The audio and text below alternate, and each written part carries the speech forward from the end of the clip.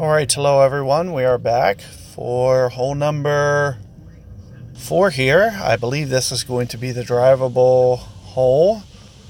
So, I really don't want to bring extra mile because, as you can see, my accuracy 7, which means I have almost 3 per ring on the on my bullseye target. And at 3.0 per ring, we're not going to be very accurate. But eagle is really going to be something that we need to think about.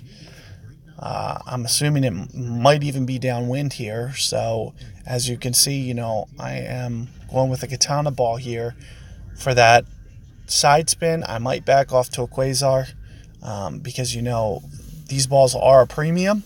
But I do want to mention that if you fail to qualify today, which means intentionally lose these holes in the rookie division, you will be given an offer tomorrow for 25 of these for only $199 plus 500 gem on top of that. So that combination, I used to take advantage of that every single tournament because it's just an easy way to stockpile balls. If I did that for 8 tournaments, that would be a good 200 katanas. And these balls are so useful. And they're quite expensive to buy in the shop. As you can see, 900 gems for 45 of them. So getting that, getting over half of that in just a $2 offer is something worth taking advantage of. Whether or not I'm going to fail to qualify today, I really don't know. I kind of feel like just, putting this guide out and, whether...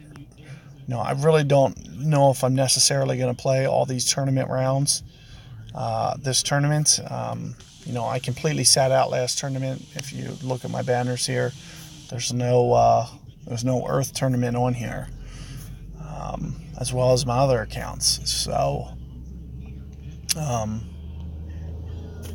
just something to keep in mind, think about. Is just not qualifying on purpose to get that nice offer. It's something that you should definitely consider. In terms of eagling this in rookie, it is going to be a little bit challenging. The best method that I'm going to give you, especially if you don't have a lot of backspin, is we're going to try to skip the rough, and it's going to be a little bit of a harder shot, especially with a 3-ring bullseye extra mile. But that's one of the reasons that I might do a katana, just so I don't have to go into power. But at the same time, going into power might not necessarily be the hardest thing in the world. And I usually use right around 2 topspin here, but I don't even think I'm going to need power here. So judging on the wind, and you can see what I'm doing with my spin here, I might pull all over 3 rings. I'm just visualizing 3 rings as my landing zone down, and with a little bit of curl on top of that. And let's see what this looks like. And there you see I was able to get perfect ball. And as I mentioned, I just have that top spin, just kind of shooting it up towards the hole. Here you're seeing me not quite. It looks like 3 rings was a bit of an overplay, but I wanted to be on the safe side. Probably 2 rings there was probably enough wind. And you probably could back off a little bit on your top spin as well. I was just being a little cautious for my very first attempt. Now, don't do 3 top spin. You can see I made it to the hole with 2, so there's no reason to use 3. And here you see my opponent using a marlin ball. The only downside to this is it's going to be hard to get the ball right enough. You could see kind of the way that I did it. You can see my opponent there is getting very close to the bunker, but more importantly, you can see with the 3 top spin, he went into the rough long.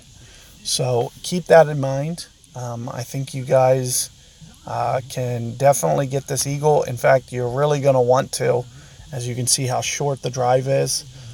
Missing that eagle is going to kind of be detrimental to your round. It's going to put you at a little bit of a disadvantage if you don't get it, because this hole is going to be so easy Even here, you know, my opponent, you know, he's not in that much trouble. All he needs to do is hit a perfect ball. Put the ball guide right in the center like he's doing right there. And then just, well, also make sure that you're centering. So let's see how this rolls. Nope, not quite. Make sure that you center that ball in that ball circle as well. So never short hit it. That's the only thing that could cause that guy to miss. I'm not saying it would have, but it might have. So always be very careful with your placement of where you put your finger in the center of that circle.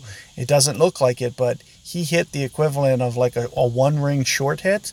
Now, the question is a one-ring short hit in that scenario, was it going to cost him the hole out? I don't know. It's close. But it's not something that I know the answer to. It's just something that, you know, could happen. So keep that in mind, and, you know, good luck with that fourth hole. I'll see you guys momentarily for hole number 5.